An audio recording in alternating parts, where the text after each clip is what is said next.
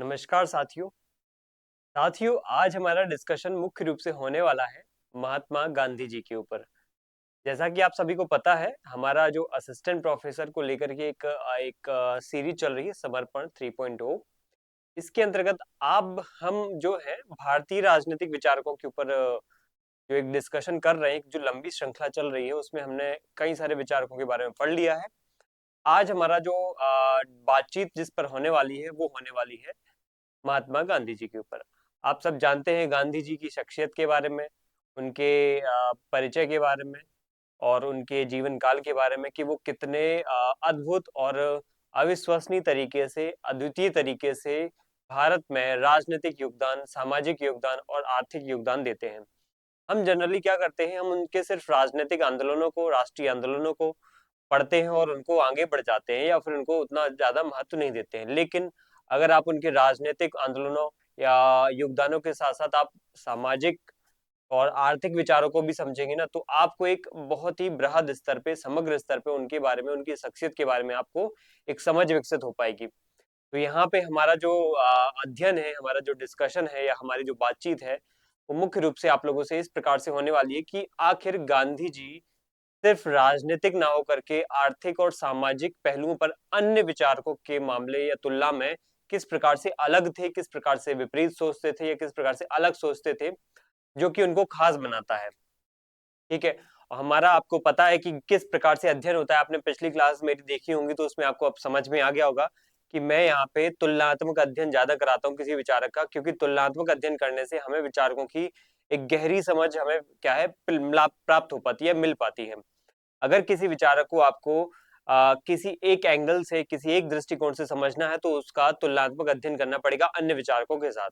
अगर गांधी जी कोई अहिंसा को लेकर कोई बात कह रहे हैं तो अरविंदो का क्या मत है, एम एन रॉय का क्या मत है, दीनदयाल उपाध्याय का क्या मत है, रविन्द्रनाथ टैगोर का क्या मत है, तो इन सब चीजों को आपको एक साथ लेकर के चलना पड़ेगा। स्वामी विवेकानंद क्या सोचते हैं, तो अब फिर आप जाकर के वहां पे एग्जैक्टली समझ पाओगे कि वो विचारक यहाँ पे क्या कह रहा है, बाकी विचारक क्या कह रहे हैं। तो एक वर्गीकरण यहाँ पे बन जाता है और ये वर्गीकरण आपको एग्जाम में, आपको परीक्षा में बहुत अच्छे यहाँ पे क्या है मार्क्स दिलाने में मददगार साबित हो सकता है, क्योंकि आपको पता है कि किस विचारक ने कौन सी बात कितनी हद तक कही है, कितनी हद तक समर्थन उसका किया है, कितनी हद तक समर्थन नहीं किया है। ठीक है। तो हम जो है डिस्कशन को आगे बढ़ाते हैं। हमारा आज का विचार है महात्मा गांधी जी के ऊपर। आप सब जानते हैं महात्मा गांधी जी एक बहुत ही बड़ी शख्सियत थे। इनके बारे में हम आज एक परिचय लेंगे। आज की क्लास हमारी परिचय की होगी। हम बेसिक बेसिक बातें पढ़ेंगे, समझेंगे, उनके बारे में सुनते जाना है आप लोगों को। नोट्स अगर बनाना हो तो बना लेना, अदरवाइज नोट्स बनाने की आवश्यकता नहीं है, क्योंकि परिचय से उतने प्रश्न नहीं आते हैं। उनके जो योगदान है, उनकी अलग अलग जो घटनाक्रम है, उनकी अलग अलग गतिविधियां हैं, उन सबसे प्रश्न आएंगे। तो परिचय वगैरह एक बेसिक इंफॉर्मेशन ले लेते हैं। सबसे पहले आज हम पढ़ेंगे महात्मा गांधी के ऊपर। महात्मा गांधी एक बहुत ही, मैं यहाँ पे एक विशाल जैसा शब्द यूज करूंगा, एक ऐसी विशाल शख्सियत है कि ये अपने आप में समग्र है, ये अपने आप में संपूर्ण है। इनके विचार हर एक एस्पेक्ट में, हर एक एंगल में आप देखोगे तो वो आदर्श की तरफ बढ़ रहे हैं, वो आइडियलिज्म की तरफ बढ़ रहे हैं। यथार्थ को पीछे छोड़ करके इन्होंने आदर्श को ज्यादा महत्व दिया है, इन्होंने संतुलन को ज्यादा महत्व दिया है, इन्होंने समन्वय को ज्यादा महत्व दिया है। इन्होंने अराजकतावादी व्यवस्था को, हम यहाँ पे पढ़ते हैं, समझते हैं, लेकिन वो अराजकतावादी व्यवस्था को ना दे करके एक आदर्शवात्मक जो है राजनीतिक व्यवस्था या राम राज्य की परिकल्पना पर ज्यादा इन्होंने बल दिया है। ठीक है। तो हम यहाँ पे भारतीय एक विचारक महात्मा गांधी को भारतीय नजरों से समझेंगे और हम यहाँ पे देखेंगे कि हाँ, किस तरीके से ये अलग है दूसरे विचारकों से। ठीक है। सबसे पहले गांधी जी का जन्म, आपको सबको पता है गांधी जी का जन्म कहाँ होता है। बेसिक इंफॉर्मेशन, 2 अक्टूबर 1869 को गुजरात के पोरबंदर में जहाँ पे इनका जन्म होता है, इसको सुदामापुरी भी कहा जाता है। ठीक है। चलो इसके बाद आगे देखते हैं। वैष्णव परिवार था इनका। ठीक है। वैष्णव परिवार से जन्म होने की वजह से इनको हम इनके जो तौर तरीके हैं, क्रियाकलाप हैं, बहुत ही ज्यादातर एक पुरोहित वर्ग या ब्राह्मण वर्ग के समान इनके तौर तरीके रहते हैं। घर परिवार में ज्यादातर लोग सभी धार्मिक रहते हैं, तो इनकी भी जो शिक्षा दीक्षा होती है वो शुरुआती समय में बिल्कुल धार्मिक तरीके से होती है, पूर्ण रूप से ही धार्मिक थे। इनकी माता तो इतनी ज्यादा धार्मिक थी कि साध्वी थी, वो अपने आप में एक साध्वी थी, अपने आप में साधु वेश प्रवृत्ति में, दिन रात व्रत में, भगवान की सेवा में, भगवान की पूजा पाठ में, भगवान की आस्था में, अध्यात्म में लगी रहती थी। तो अत्यंत धार्मिक महिला होने की वजह से इनका बहुत ज्यादा प्रभाव पड़ता है, पूजा पाठ का प्रभाव पड़ता है और बहुत ही कठिन से कठिन व्रत का पालन करती थी। धर्मनिष्ठा पर यहाँ पे कहीं ना कहीं उनकी जो धर्मनिष्ठा थी पुतली बाई की, उनका प्रभाव गांधी जी पर पड़ता है। उनके जो पिताजी थे करमचंद गांधी, वो कबा गांधी के नाम से जाने जाते थे, राजकोट के दीवान थे। दीवान होने की वजह से मध्यम वर्गीय परिवार या फिर जो स्थिति है इनकी काफी ठीक रहती है। पिताजी दीवान थे तो इनको कहीं ना कहीं यहाँ पे जो है आर्थिक जो है समस्याओं का सामना नहीं करना पड़ा।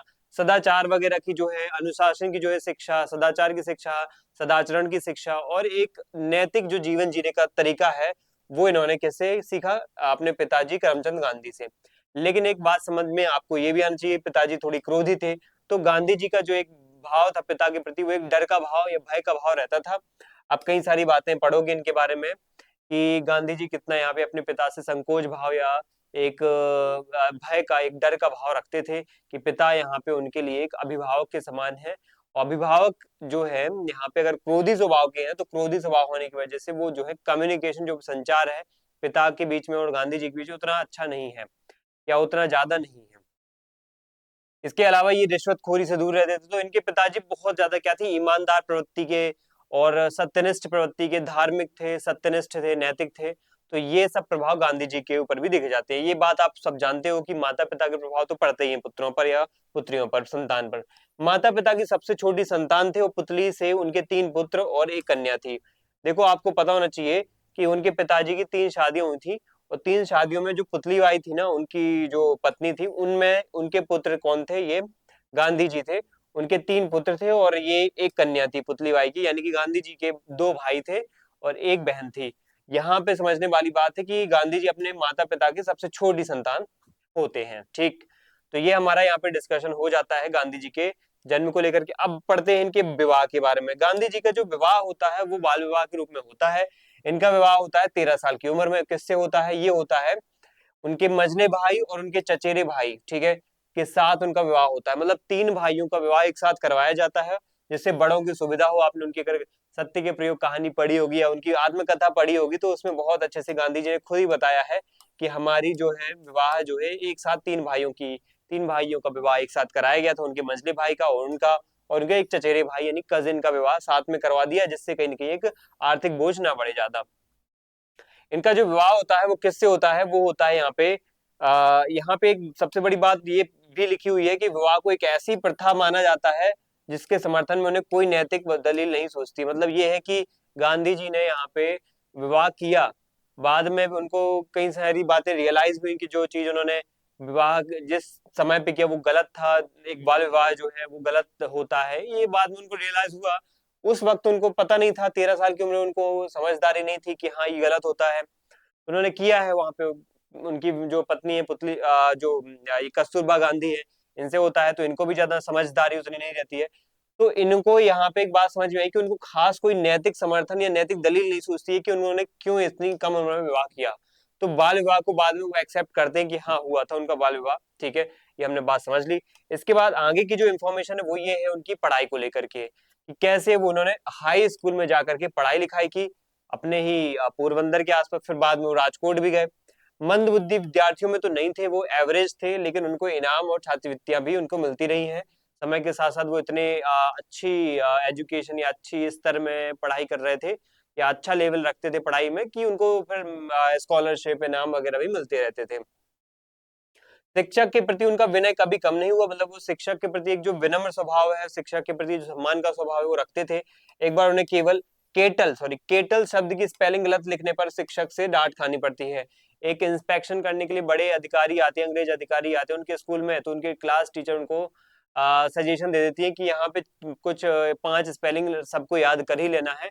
पहले सजेशन दे दिया उनके क्लास टीचर ने, लेकिन फिर भी यहाँ पे गांधी जी नहीं लिख पाते कैटल शब्द की स्पेलिंग। तो यहाँ पे उनके जो क्लास टीचर है वो सजेस्ट करते हैं कि बगल वाले की कॉपी कर लो या बगल वाले की नकल कर लो। लेकिन गांधी जी यहाँ पे सत्यवादी अपना जो स्वभाव है वो दिखाते हैं, अपनी नैतिकता को दिखाते हैं और गलत स्पेलिंग लिखते हैं, चीटिंग नहीं करते हैं, तो उनको शिक्षक से डांट भी खानी पड़ती है। तो ये उनको एक ईमानदारी पूर्ण स्वभाव दिखाता है। कम उम्र में उन्होंने एक पत्नी व्रत का पालन करने का निश्चय किया, और ये बड़ी बात है कि एक पत्नी व्रत उस समय में बहुत कम होता था, क्योंकि ये एक व्यवस्था नहीं थी जो है बहु विवाह वगैरह को रोकने की। तो बहुविवाह या बहुपत्नी प्रथा को रोकने या प्रतिबंध करने की व्यवस्था नहीं थी। तो ऐसे में लोग कई शादियां करते थे, उनके पिता ने भी खुद 3 शादियां की थी, लेकिन यहाँ पे गांधी जी एक पत्नी व्रत का पालन भी करते हैं। इसके बाद क्या होता है, गांधी जी ने कुछ अपने जीवन में घटनाक्रम उन्होंने देखे हैं। जैसे 15 साल की उम्र में कुछ उन्होंने एक्सपेरिमेंट किए, कुछ प्रयोग किए, जैसे कि उनके भाई के सोने के कड़े का एक टुकड़ा चुराया उन्होंने, और इस गलती को उन्होंने बाद में फिर स्वीकार भी किया कि गलत है। मतलब कुछ उनके अंदर भाव था कि यहाँ पे इसको चुरा करके मैं कुछ चीजें खरीदूं, कुछ यहाँ पे परचेज करूं, कुछ यहाँ पे सामान लूं। लेकिन आपको पता है ये ज्यादा हमारे लिए काम का नहीं है, बस आपको इन्फॉर्मेशन होना चाहिए कैसे वो जिंदगी से सीख रहे हैं, कैसे जिंदगी का अनुभव ले रहे हैं। तो उन्होंने चुराया जब कड़ा, तो वहां पे उनको बाद में कहीं ना कहीं एक्सेप्ट उन्होंने किया, उनको गिल्ट फील हुआ, उनको बहुत बुरा लगा अंदर से कि उनको ये ऐसा नहीं करना चाहिए। वो अपने पिता को एक पत्र लिख करके, सामने जाने की उनकी हिम्मत नहीं थी कि सामने जाकर के मुंह पे उनको बता दे कि हाँ उन्होंने चोरी की है, तो वो अपने पिता को पत्र के माध्यम से बताते कि हाँ उन्होंने चोरी की है। और जैसे पढ़ करके उनके पिता रो पड़े, इतना ज्यादा भावुक हो गए कि मेरे पुत्र ने इस तरीके की जो गतिविधि की, इस प्रकार का कृत्य किया है जो बिल्कुल भी कहीं ना कहीं यहाँ पे सम्मान करने योग्य नहीं है। उनको अपने संस्कारों पर कहीं ना कहीं रोना आ गया। इस घटना को गांधी जी ने अपने जीवन का अहिंसा का जो है पदार्थ पाठ माना, कि जीवन में कुछ मिले या ना मिले लेकिन चोरी कभी नहीं करूंगा, क्योंकि ये मेरे लिए, मेरे परिवार के लिए और खासतौर पे मेरे पिता के लिए इतनी बुरी कहीं ना कहीं स्थिति में डाल सकता है कि उनको रोना पड़ सकता है, जो कि इतने कठोर है, इतने निष्ठ, इतने मजबूत है, लेकिन फिर भी रो दिए हैं यहाँ पे, तो यहाँ पे बहुत बड़ी बात है उनके लिए। तो उन्होंने जीवन में कभी भी चोरी ना करने का यहाँ पे वचन भी दे दिया है अपने आप को। इसके बाद यहाँ पे क्या होता है, प्रारंभिक शिक्षा को लेकर के अगर हम बात करें, तो प्रारंभिक शिक्षा को लेकर के गांधी जी का ये था कि गांधी जी ने शुरुआती शिक्षा तो राजकोट से प्राप्त की थी।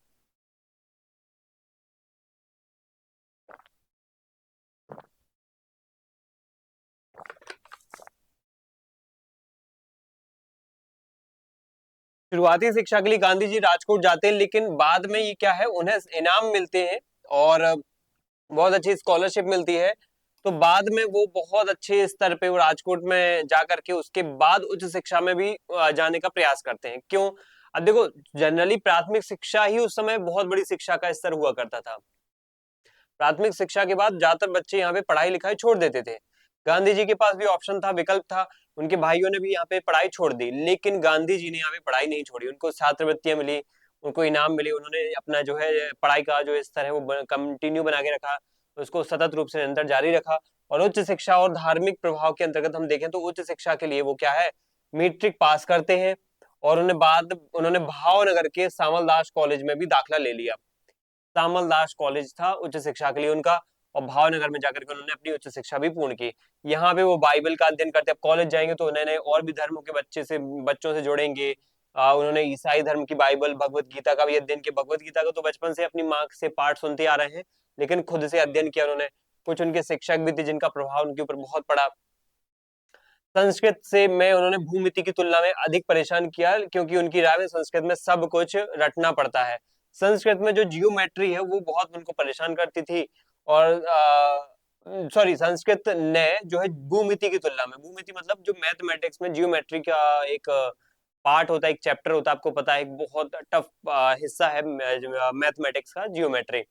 तो जियोमेट्री उनको ज्यादा सिंपल लगती थी कंपैरेटिवली संस्कृत। तो ये उनके साथ एक बहुत बड़ा एक दुविधा वाला पॉइंट होता था कि संस्कृत को छोड़ दें, दूसरे विषय या उर्दू या फिर हिंदी पे ज्यादा ध्यान दें।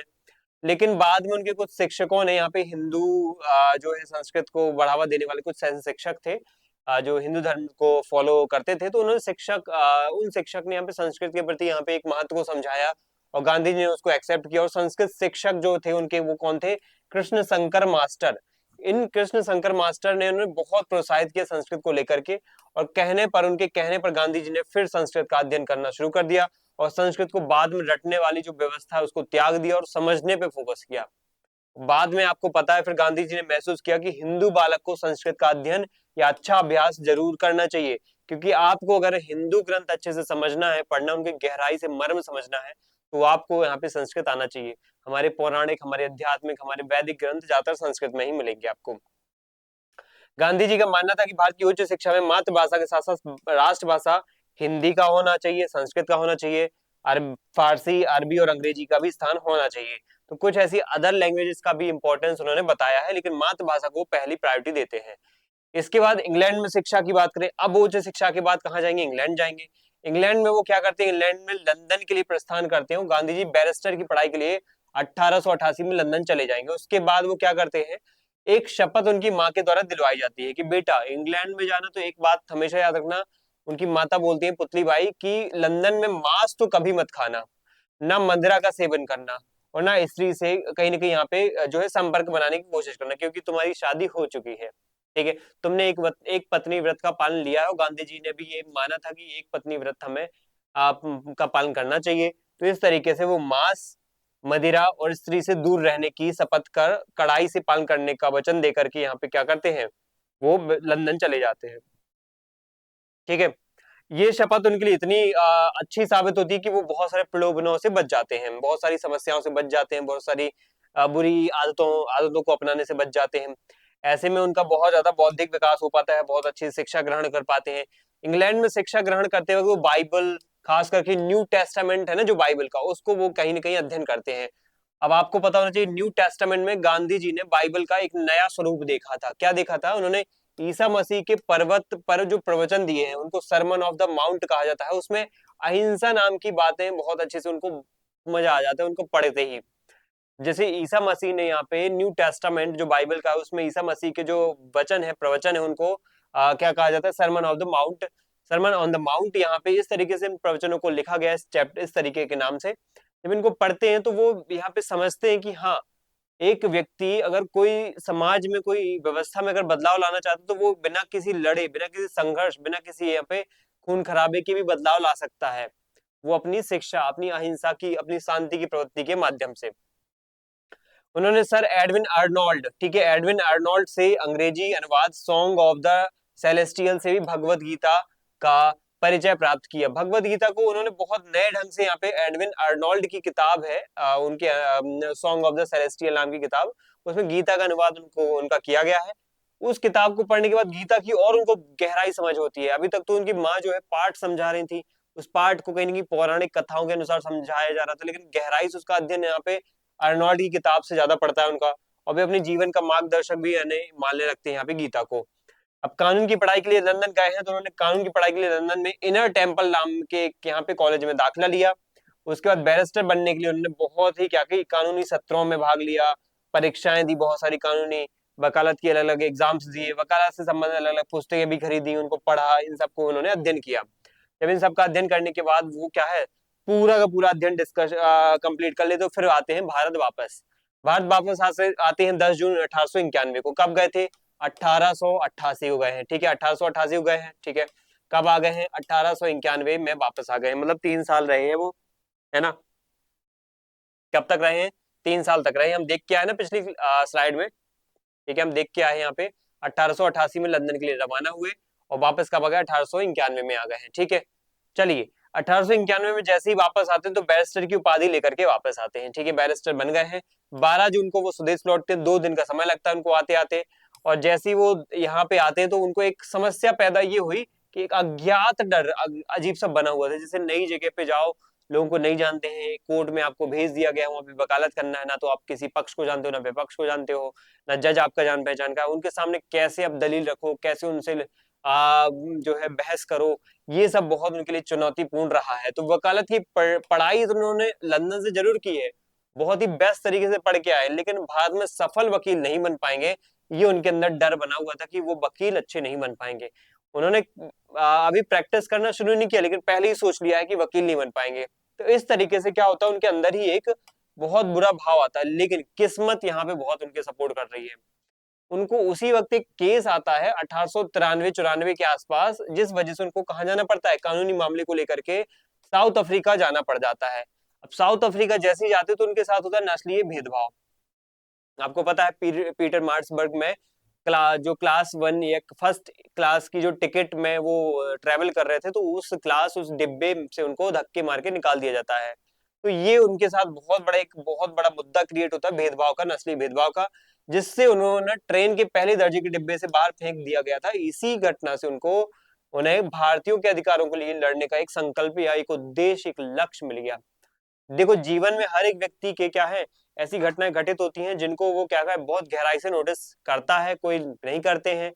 गांधी जी जैसे लोगों ने यहाँ पे इस घटना को नॉर्मल नहीं लिया। उन्होंने इस घटना को क्या माना, उन्होंने इस घटना को बहुत ही बड़ा एक घटना के रूप में माना और इसको परिवर्तन करने पे, इसको बदलने में उन्होंने कहीं ना कहीं यहाँ पे सोचा कि मैं इसको क्यों ना परिवर्तित करूं, मेरे पास संसाधन है, मेरे पास यहाँ पे ताकत हो, मैं मुझे कानून की समझ है, यहाँ पे कानून तरीके से तो मुझे डिब्बे के अंतर्गत यहाँ पे डिब्बे से तो फेंका नहीं गया, गैर कानूनी तरीके से फेंका गया है। मेरे पास फर्स्ट क्लास की ट्रेन के पहले दर्जे की डिब्बे की टिकट होने के बावजूद भी मुझे गैर कानूनी तरीके से अगर बाहर फेंका गया है, तो जो पढ़े लिखे लोग नहीं है, जिनको कानून की समझ नहीं, उनके साथ तो क्या क्या बुरा होता होगा। मुझे इसको बदलना पड़ेगा। तो उनको एक दिशा मिल गई, दशा मिल गई और एक साध्य मिल गया कि मेरा साध्य ये है, मेरा लक्ष्य ये है, अब लोगों के अधिकार दिलाना। इस तरीके से वो आगे बढ़ते, बढ़ना तो उनकी लाइफ सेट थी। उनको क्या जरूरत थी दक्षिण अफ्रीका के लोगों की यहाँ पे उनकी भलाई में काम करने की, ये भारत के लोगों की भलाई में काम करने की, उनकी तो लाइफ सेट हो गई थी। वो तो अच्छे तरीके से यहाँ पे बढ़िया अधिकारी लोगों को, बड़े बड़े अमीर लोग यहाँ पे जो है कानूनी लड़ाई लड़ते, उनके केस लड़ते, करोड़ों में कमाई करते। लेकिन उन्होंने यहाँ पे अधिकारों की लड़ाई लड़ी। अब दक्षिण अफ्रीका तो उनकी जन्मभूमि नहीं थी, लेकिन फिर भी वहां के लोगों को वो आजाद करा रहे, उनके कानूनों को लेकर उनको सबक सिखा रहे हैं, उनको समझा रहे हैं कि तुम्हें क्या सीखना चाहिए, तुम्हारा हक क्या है, तुम्हारा अधिकार क्या है, तुम्हारे कर्तव्य क्या है, तुम्हारे लिए लड़ने वाला जो काम है वो मैं करूंगा, तुम्हें क्या है, हमारी भी सिर्फ मेरे पीछे खड़े होकर के मेरा सपोर्ट करना, मेरा समर्थन करना है। तो इस तरीके से उनका जो एक भाव था वो दक्षिण अफ्रीका में भी दिखा। तो मेरे कहने की बात ये है कि उनके लिए देश की सत्ता जरूरी नहीं है, देश का यहाँ पे राजनीतिक जो पकड़ है वो बनना जरूरी नहीं था उनका। उनका देश के लोगों का कल्याण करना जरूरी था, चाहे वो दक्षिण अफ्रीका में रह रहे भारतीय हो, चाहे भारत में रह रहे भारतीय हो, दक्षिण अफ्रीका में रह रहे ब्लैक लोग हो, अश्वेत लोग हो, या भारत में रह रहे अश्वेत लोग हो। उनका लोगों से यहाँ पे क्या है, ज्यादा वास्ता था, राजनीति पर कब्जा करना नहीं था। लेकिन आज गांधी जी को जिस तरीके से हम समझते हैं, पढ़ते हैं कि उनका सत्ता पाने का एक जो लालच था, इस वजह से उन्होंने कहीं देश को वो करवा दिया, बंटवा दिया, ये वो, मतलब इस बहुत ही नॉनसेंस तरीके से उनको डिफेम किया जा रहा है, उनको बदनाम किया जा रहा है, जो कि नहीं होना चाहिए। खैर हम आगे बढ़ते हैं। अभी इनके बारे में जब और डिटेल में पढ़ोगे तो आपको कहीं ना कहीं समझ में आएगी कि हाँ वाकई गांधी जी कितना अलग डिफरेंट सोच रहे हैं। अब गांधी जी क्या है, यहाँ पे जैसे ही भारत में आएंगे, यहाँ पे देखेंगे कि उनका यहाँ पे कहीं ना कहीं वकालत जो है सफल नहीं हो सकती है। गांधी जी को यहाँ पे मौका मिल गया दक्षिण अफ्रीका जाने का, लेकिन उनके साथ ट्रेन में एक जो घटना घटित होती है तो उनका हृदय जो है बहुत परिवर्तित हो जाता है, हृदय बहुत ज्यादा दुखित हो जाता है, बहुत ज्यादा विचलित हो जाता है। तो ऐसे में वो ठान लेते हैं कि हाँ अब मैं यहाँ पे क्या करूंगा, दक्षिण अफ्रीका में कुछ आंदोलन चलाऊंगा वहां के लोगों के अधिकारों को लेकर के। तो अब हम पढ़ेंगे दक्षिण अफ्रीका में चलाए गए गांधी जी के आंदोलन, जिस वजह से वो गांधी जी क्या करते हैं, दक्षिण अफ्रीका के अश्वेत लोग, दक्षिण अफ्रीका में भारतीयों और दक्षिण अफ्रीका की मूल निवासियों के अधिकारों को लेकर के लड़ते हैं। ठीक है, क्योंकि दक्षिण अफ्रीका में भी अंग्रेजों ने ही कब्जा कर रखा है, जैसे भारत पे कब्जा किसने कर रखा है, अंग्रेजों ने। तो सबसे पहले आपको ये पीटर मार्ट्सबर्ग की रेलवे स्टेशन की घटना पता होना चाहिए, 1853 में घटित, 93 में घटित होती है। इनको किया क्या जाता है कि गांधी जी दादा अब्दुल्ला का केस लड़ने गए थे 1893 में। तो वहां पे क्या होता है कि फर्स्ट क्लास का टिकट लेते हैं, ठीक है, लेकिन उनको काला होने के कारण उनको डिब्बे से निकाल दिया जाता है। तो मना करने पर वो क्या करते हैं, स्टेशन से उनको कड़ाके ठंड में ट्रेन से नीचे फेंक दिया जाता है। जब वो मना कर देते कि मैं नहीं उतरूंगा, तो ट्रेन से फेंक दिया गया। तो इस तरह की घटना से क्या मिलता है, उनको अपमान होता है। और गांधी जी ने समझा कि मैं इतना विकसित और इतना पढ़ा लिखा, इतना मजबूत होने के बावजूद भी यहाँ पे इनसे नहीं लड़ पाया, तो गरीब, अनपढ़ और आशक्त लोग यहाँ पे, जो कमजोर लोग हैं, वो कैसे लड़ पाएंगे। तो अंदर से उनका दिल जो है बदल गया, अंदर से मन बदल गया और यहाँ पे बदल दिया उनको। और यहाँ पे वो भारत वापस क्या करते हैं, यहाँ पे लौटने के बजाय वो वहीं रह करके अन्याय के खिलाफ लड़ाई लड़ने की कोशिश करते हैं। और यहाँ पे दिखाएंगे कि अब क्या करूंगा मैं, वो यहाँ पे दुनिया को अब साबित करेंगे। गांधी जी ने सबसे पहले नटाल इंडियन कांग्रेस की स्थापना करी। पहले तो उन्होंने इकट्ठा किया लोगों को, कि कितने लोग हैं जिनको यहाँ पे दबाया जा रहा है, कुचला जा रहा है, वंचित हैं, कितने पिछड़े हैं, कितने यहाँ पे शोषण महसूस कर रहे हैं, कितने गुलामी के जीवन जी रहे हैं, वो सब आए इकट्ठे। उन्होंने भारतीयों को संगठित किया, सबसे पहला पॉइंट ये है। उसके बाद क्या करते हैं, दक्षिण अफ्रीका में भारतीयों को पहला राजनीतिक संगठन उन्होंने बनाया। क्या नाम था, नटाल इंडियन कांग्रेस। कब बनाया, 1894, जस्ट कुछ महीनों बाद ही बना दिया था। 1894 में घटना घटित हुई, 94 में नटाल इंडियन कांग्रेस की स्थापना कर दी, संगठित किया इसमें लोगों को। और यहाँ पे उनके अधिकारों को लेकर अब क्या करेंगे, ये जागरूक करेंगे। ठीक है, तो उद्देश्य क्या है इसका, अधिकारों की रक्षा करना, भेदभाव का विरोध करना, और सबसे महत्वपूर्ण कि अधिकार आपके क्या है उनको जानो तो पहले कि आपके अधिकार ये हैं। तुम्हारा अधिकार ये है कि तुम्हें टाइम पे खाना मिले, तुम्हें कुछ घंटे ही काम करना पड़े, तुम्हें 10-10 घंटे की बजाय यहाँ पे 20-20 घंटे काम करवाया जा रहा है। तुम्हें 15-15, 18-18 घंटे काम करो जाए, ये तुम्हारा अधिकार नहीं है, ये तुम्हारा शोषण है। लोगों को पता ही नहीं है, लोगों को लग रहा है 18 घंटे काम करना चाहिए, ये शोषण नहीं होता, लेकिन ये चीज गांधी जी ने उनको समझाई। तो बिखरे हुए भारतीय समुदाय और जो कमजोर समुदाय है उनको यहाँ पे एक मंच, एक प्लेटफॉर्म दिया, और वे अपनी आवाज उठाए, यहाँ पे अपनी आवाज रखें, जिसमें नटाल इंडियन कांग्रेस ने बहुत बड़ा यहाँ पे क्या किया, काम किया। इसके बाद यहाँ पे कुछ मानवतावादी और इंसानियत भरे काम भी करते हैं। एक्चुअल में एम्बुलेंस कॉर्प्स की स्थापना की बोअर युद्ध के समय पे 1899 में एक युद्ध हुआ था, आपको पता होना चाहिए, अंग्रेजों और डच वासियों के बीच में। कौन सा युद्ध हुआ था? बोअर का युद्ध। अब यहाँ पे गांधी जी क्या करते हैं, मानवीय आधार के कॉन्टेक्स्ट में क्या करते हैं, गांधी जी ने 1100 भारतीय वॉलेंटियर्स के साथ इस बोअर के युद्ध में एम्बुलेंस कॉर्प्स बनाई थी, मतलब एक एम्बुलेंस कॉर्प्स बनाई, एक समूह बनाया, एक दल बनाया, जो कि क्या कर रहा था, घायलों को, युद्ध में जो घायल थे, चाहे अंग्रेज हो चाहे डच हो, खासतौर पे अंग्रेज घायल, अंग्रेजों की सेना में ज्यादातर भारतीय होते थे, अंग्रेज भी होते थे, उन सब घायल सैनिकों की सेवा करने का काम किया, और मीलों पैदल चलकर घायलों को ढोया, इधर से उधर उनका चिकित्सा, उनको इलाज दिया, उनको मेडिकल सपोर्ट दिया। तो ये दिखाता है कि गांधी जी जो है बहुत अच्छे यहाँ पे तरीके से इंसानियत का सपोर्ट कर रहे हैं। अंग्रेजों ने भी गांधी जी के काम की सराहना की और उन्हें कैसर हिंद पदक भी दिया, और उन्होंने जलियांवाला बाग हत्याकांड के बाद इसको बाद में लौटा दिया था, आपको बाद में पढ़ने को मिलेगा। ये कैसर हिंद की जो उपाधि है किसको दी मिली थी, गांधी जी को मिली थी, बाद में इनको, इन्होंने जलियांवाला बाग हत्याकांड के समय इसको त्याग दिया था। ठीक, अब देखो हमने दो बातें पढ़ ली, नटाल इंडियन कांग्रेस 94 बन गया है, और बोअर के युद्ध में उन्होंने इंडियन कॉर्प्स की स्थापना की है, जो कि क्या कर रहे हैं, यहाँ पे मेडिकल सपोर्ट दे रहे हैं बोअर की युद्ध के बाद। चौथे नंबर पे हमें पता होना चाहिए, इंडियन ओपिनियन और फिनिक्स आश्रम 1903-1904 में स्थापित करवाते हैं। इंडियन ओपिनियन आपको पता होना चाहिए, एक अखबार है, एक इंपॉर्टेंट एक न्यूज़पेपर है, इसमें वो अपने विचार लोगों तक पहुंचाते हैं, उस अखबार में लिखते हैं, उसमें वो हिंदी, गुजराती, तमिल और अंग्रेजी में वो छापते हैं उस बात को, और दुनिया में जन जन तक पहुंचाते हैं, भारतीयों तक पहुंचाते हैं, और वो भारतीय उनकी उनकी बातों को सुनते हैं, सचेत होते हैं, जागरूक होते हैं, पढ़ते हैं, समझते हैं, सशक्त हो रहे हैं।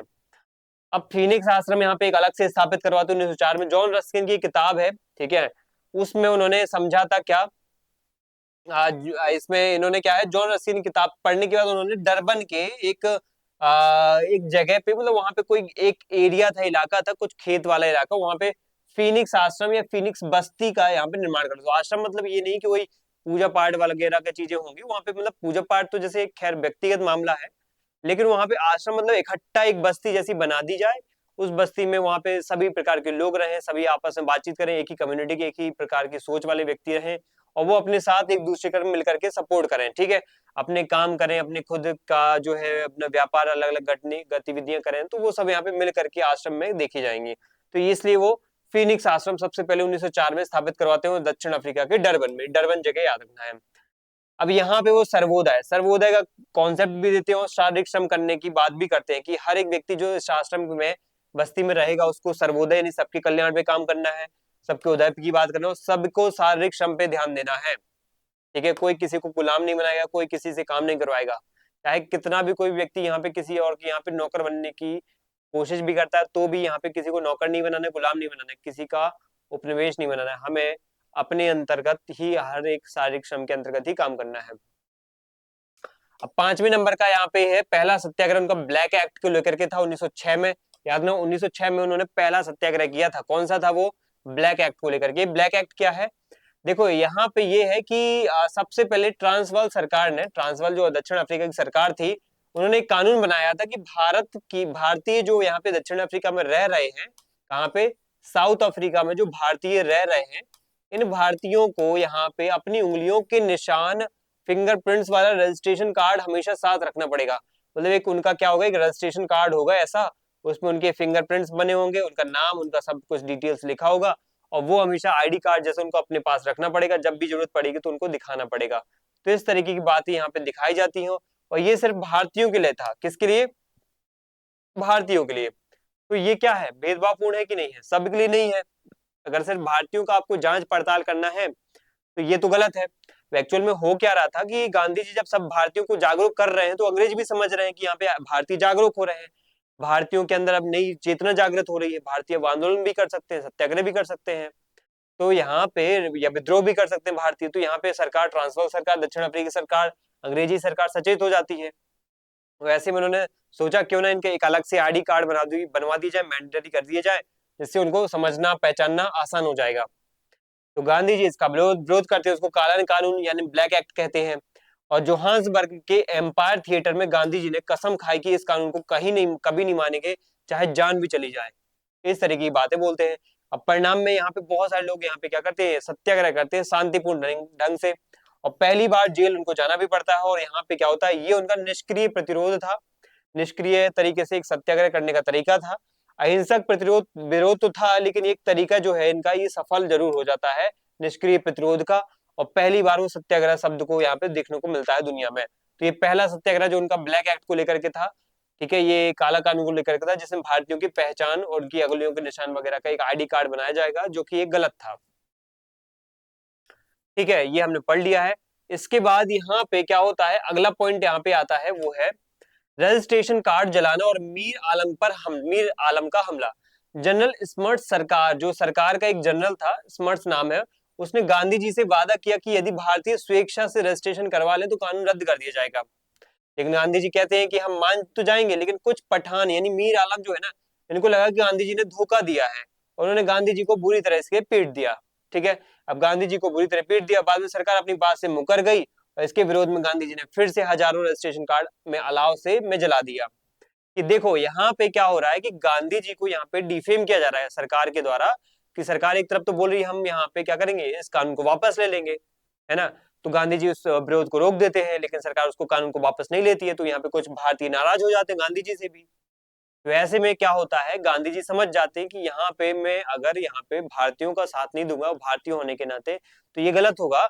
गांधी जी अब क्या करेंगे, रजिस्ट्रेशन कार्ड का अलाव जला देंगे, आग में उनको जला देंगे। और ये था उनका निष्क्रिय प्रतिरोध, कि हम अब खुल के आपके कानून को नहीं मानेंगे। इसमें परिणाम ये होता है कि आंदोलन और तेज हो गया, और गांधी जी ने दिखा दिया कि वो ना तो सरकार से डरते हैं, और ना ही अपनों के हमलों से। वो कहीं ना कहीं यहाँ पे क्या करेंगे, इस जो है कानून के खिलाफ खड़े होकर के यहाँ पे सबका विरोध करेंगे। ठीक है, तो ये बात हमें समझ में आ गई। अब हमें आगे बढ़ना है, जिसमें उन्होंने टॉल्स्टॉय फार्म की स्थापना की, क्यों की थी। देखो, सत्याग्रह जब लंबा चला तो आंदोलनकारियों के परिवारों को रहने के लिए व्यवस्था चाहिए। कोई एक जगह पे परिवार रहे तो यहाँ पे वो लंबे समय तक सत्याग्रह में इन्वॉल्व रह पाएंगे। जैसे आज के जमाने में सत्याग्रह होते तो क्या दिक्कत आती, सबसे बड़ी कि यहाँ पे इतने इकट्ठे लोग आते हैं, तो वो वहां पे हमेशा तो रह नहीं सकते, उस रोड पे, उस सड़क पे, उस मैदान में। उनको पूरा अपना कुनबा लेके आना पड़ेगा, पूरा परिवार लेके आना पड़ेगा, पूरा खाने पीने की व्यवस्था लेनी पड़ेगी, घर भी चाहिए उनको, वहां पे काम भी उनको मिल जाए वहां पे। तो ऐसे में गांधी जी एक आश्रम भी स्थापित कर देते, एक बस्ती स्थापित कर देते आंदोलनकारियों की, और वहां पे जोहान्सबर्ग के पास में आश्रम बनाते हैं, वो है टॉल्स्टॉय फार्म। वहां पे गांधी जी ने क्या किया, अपने दोस्त जो है हरमन कॉलन बाख के ने इसके लिए जमीन दी थी। हरमन कॉलन बाख यहाँ पे जमीन देते हैं जोहान्सबर्ग के पास में, और वहां पे गांधी जी टॉल्स्टॉय फार्म स्थापित करते हैं। और परिणाम ये हुआ कि सत्याग्रहियों का मुख्यालय ये बन गया, और खुद खेती करते, चप्पल बनाते, ये सब करके वहां पे अपनी दिनचर्या या अपने जीवन यापन को आगे बढ़ाते थे। जबकि बैरिस्टर थे वो, लाखों करोड़ों कमा सकते थे, लेकिन खेती कर रहे हैं वो, और भी लोगों को सिखा रहे हैं कैसे क्या करना है, और अपने आजीविका चलाना है, क्योंकि हम सत्याग्रह कर रहे हैं यहाँ पे। द ग्रेट मार्च और 3 पॉइंट टैक्स का विरोध। अब इस 3 पॉइंट टैक्स विरोध में क्या था, अब देखो एक्चुअल में इस द ग्रेट मार्च और 3 पॉइंट टैक्स में ये था कि गांधी जी जब दक्षिण अफ्रीका में अंतिम और सबसे बड़ा आंदोलन, जब इसमें आगे बढ़ते हैं, उनका ये अंतिम और सबसे बड़ा आंदोलन था। एक्चुअल में ये हुआ था कि मजदूर जो थे, भारतीय खासतौर में मजदूर, उनको 3 पॉइंट टैक्स का भारी कर लगा दिया गया। उस समय पे 3 पॉइंट टैक्स बहुत बड़ा टैक्स हुआ करता था। ठीक है, कमाई 5 पॉइंट की होती थी या 6 पॉइंट की होती थी, उसमें 3 पॉइंट टैक्स के रूप में देंगे तो बहुत बड़ा कर हो जाएगा ये। तो सुप्रीम कोर्ट ने फैसला दिया कि ईसाई पद्धति से, और साथ में सुप्रीम कोर्ट एक ये भी बोल देता है कि ईसाई पद्धति से जो विवाह नहीं हुए हैं, जिनकी शादियां, जिन कपल्स की शादियां यहाँ पे क्रिश्चियन मेथड से नहीं हुआ है, क्रिश्चियन परंपरा से नहीं हुआ है, वो अवैध शादियां हैं, और उनसे उत्पन्न संतान भी क्या है, अवैध है। तो ऐसे में हिंदू मुस्लिमों की पत्नियां कहीं ना कहीं, इनको रखेल माना जाएगा। इस तरीके की यहाँ पे शब्दावली यहाँ पे यूज की गई। और वो यहाँ पे नाजायज संबंध या नाजायज औलाद, उनकी जो औलाद होगी वो नाजायज औलाद होगी, इस तरीके की चीजों को यहाँ पे दिखा गया। तो गांधी जी ने और उनके जो सपोर्टर थे, समर्थक थे, उनको उन्होंने भरसक विरोध किया इसका। और महिलाएं इसमें खासतौर पर भड़क जाती हैं। कस्तूरबा गांधी भी यहाँ पे जेल जाती हैं, यहाँ पे वो विरोध करती हैं जब खुल करके इसका, तो उनको भी जेल जाना पड़ता है। और गांधी जी न्यू कैसल से नटाल तक हजारों मजदूरों के साथ पैदल मार्च निकालते हैं इसके एवज में। और यहाँ पे क्या होता है, परिणाम ये होता है, ये पूरी दुनिया की सरकार देखती है, और यहाँ पे देखती है कि पूरी दुनिया यहाँ पे सरकार को देखती है कि यहाँ सरकार कर क्या रही है, कितने घटिया तरीके की अंग्रेज सरकार यहाँ पे कानून लेके आ रहे हैं, दक्षिण अफ्रीका की सरकार कानून लेके आ रही है, कहीं ईसाई पद्धति को लागू कर रही है, कहीं 3 पॉइंट टैक्स लगा रही है। तो यहाँ पे एक बात समझ में आती है कि गांधी जी ने इस ग्रेट मार्च के माध्यम से दुनिया को दिखा दिया कि हजारों लोग यहाँ पे अपने हक के लिए लड़ेंगे और यहाँ पे जो पॉइंट टैक्स है उसका भी विरोध करेंगे और जो ये ईसाई पद्धति वाला जो नियम लगा दिया है इसको भी रोकेंगे। तो सरकार यहाँ पे झुक जाती है और कानून को वापस ले लेती है। ये उनका कहीं ना कहीं क्या था, पहला यहाँ पे सफलतम एक तरीका था आंदोलन चलाने का। इसके बाद यहाँ पे स्मर्ट्स गांधी के बीच में समझौता होता है, भारत वापसी उनकी 1914 में हो जाती है। स्मर्ट्स गांधी का समझौता क्या होता है, गांधी जी जब जनरल स्मर्ट्स को हार माननी पड़ती है, बाद में आपको पता है इंडिया रिलीफ एक्ट भी पास होता है, 3 पॉइंट टैक्स को खत्म कर दिया जाता है और भारतीय विवाहों को भी मान्यता दे दी जाती है, आपको पता होना चाहिए। तो ये स्मर्ट्स गांधी आपसे अगर समझौता पूछा जाए तो एक्चुअल में वहां पे दो बातें आपको याद रखनी है। 3 पॉइंट टैक्स को खत्म किया गया जो भारतीयों के ऊपर लगाया गया था, और उसके बाद भारतीय विवाह पद्धति को भी मान्यता दी गई कि हिंदू विवाह पद्धति से अगर शादी हुई है तो वो भी वैलिड है। परिणाम ये हुआ कि गांधी जी ने दक्षिण अफ्रीका में अपना काम पूरा किया और वे एक बैरिस्टर यानी वकील बनकर गए थे, लेकिन 9 जनवरी 1915 को एक महात्मा बनकर के लौटे वापस।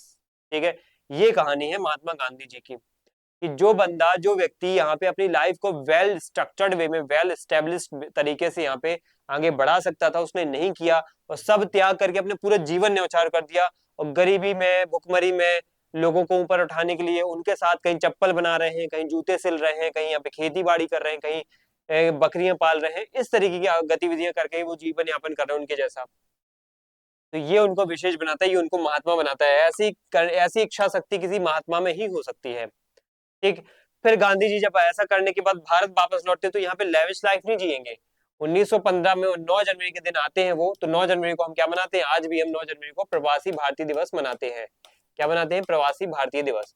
भारत आते हैं जैसे ही वो भारत में, तो दक्षिण अफ्रीका में वो दक्षिण अफ्रीका से जैसे लौटते हैं भारत आते हैं तो सबसे पहले अपने गुरु जी गोपाल कृष्ण गोखले जी से मिलते हैं।